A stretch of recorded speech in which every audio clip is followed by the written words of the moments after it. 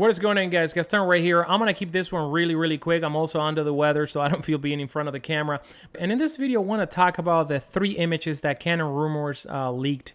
They talk about leaks, but I don't believe in leaks at this point. I believe in camera companies collaborating with influencers to push the word. So we're only a couple of weeks away from the July announcement. And let's talk about these 3 images, and the one that I have right here is the front of the camera. And for what we can see, this camera is going to be very minimalistic when it comes to design and when it comes to the interface of the camera itself. So nothing new here. We're going to have the shutter release button right there. And that actually light, which is the focus assist light, I wish that in this version they can actually turn it into a tally light when you're in video. We're also going to have maybe a stereo microphone. We see 2 little holes right there. Perhaps we're going to have improved internal microphone recording in this camera. And then right next to the mount, we're going to have a configurable button right there. So now let's take a look at this top picture right here. And once again, we can actually tell the simplicity of the layout of this camera. Now, one of the things that sticks out right away is actually the grip of the camera. It seems to be a lot shorter than the one on the Eos R, for example.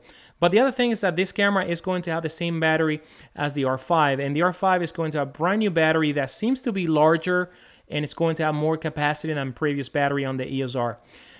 So let's start from left to right. We are going to have the on-off button also on the left-hand side, and I wish that Canon would move that button closer to the shutter release button, maybe right under it, kind of like the Sony implementation. Speaking about the shutter release button, we also have the aperture control dial right there, which I wish it was also positioned in the front of the grip rather on the top. A lot of the times when you're using a hand strap, it makes it really hard to actually operate, and you have to like remove one of the fingers from the strap, and this is what I use for all my cameras, but once you actually play with it, you get used to it. So we're going to have also a configurable button right there between the aperture dial and the shutter release button. And now the movie record button is actually going to be placed right there, and while the button is actually small, it's being raised, so it's going to be really easy to find the button.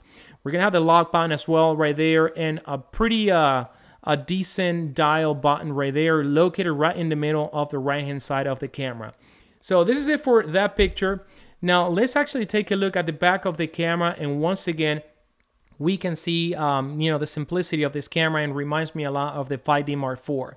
Now, from left to right, we can see that we're going to have a dedicated rate button right there and a menu button. Now, I don't care about the rate button, but I wish the menu button was actually moved towards the right. And a great place to put that button would have been right under the info button.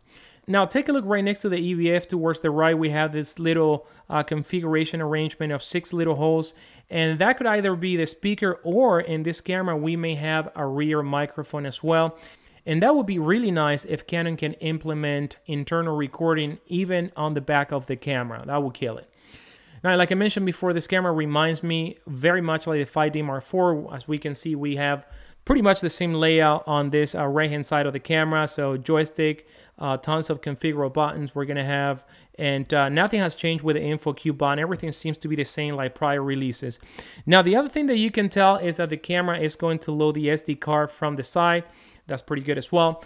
And the other thing that we can see is that we're going to have the very signature flip-out screen from Canon, which is by far one of the best flip-out screen. And of course, this camera is going to have the touchscreen capability. So this camera is going to be by far one of the best buys of 2020 and 2021 for several reasons. This camera is going to reunite most of the features that everyone has been asking on the internet, content creators and professionals alike. So we're going to have a 20 megapixel sensor in this camera, and while 20 megapixel is not the utmost resolution for photography, it's going to be more than enough for most photography situations, such as event photography, sport photography, and anyone that needs to capture great images but doesn't rely on that zoom magnification of higher megapixel cameras.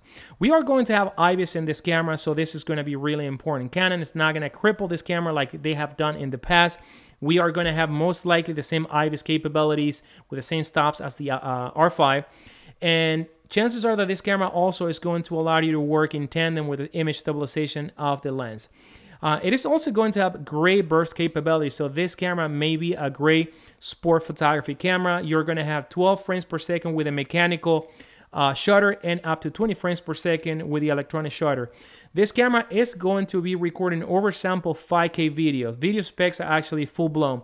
We're going to have 4K 60p pretty much something that we've been asking for years. It's going to do it at 10-bit, and we're also going to have Canon's C-Log. So Canon C-Log is really easy to grade. So one of the things that this camera is not going to do is capture raw video, and Canon is going to leave that for the R5, and it makes a lot of sense for them to leave it to a much more expensive camera. We're going to have full HD up to 120p. We're going to have also zebras in this camera. We're going to have autofocus capabilities identical to the R5. So guys, I mean, great stuff right here. Also, the EVF is going to be the high megapixel resolution, the 5 million dots EVF. Same EVF as the R5. Now, one of the things that I expect also is this camera being better at battery life than the R5 because of the less resolution and because of the stripped down design of the camera. We're not going to have that screen. So chances are that we're going to squeeze a little bit more battery life out of this camera. So which camera are you going to be getting? Is it going to be the R5, the R6? Drop your comments down below, guys. And as always, subscribe to the channel. Sorry for not actually appearing in person in the video. I'll owe you this one for the next time. Until then, guys, see you later.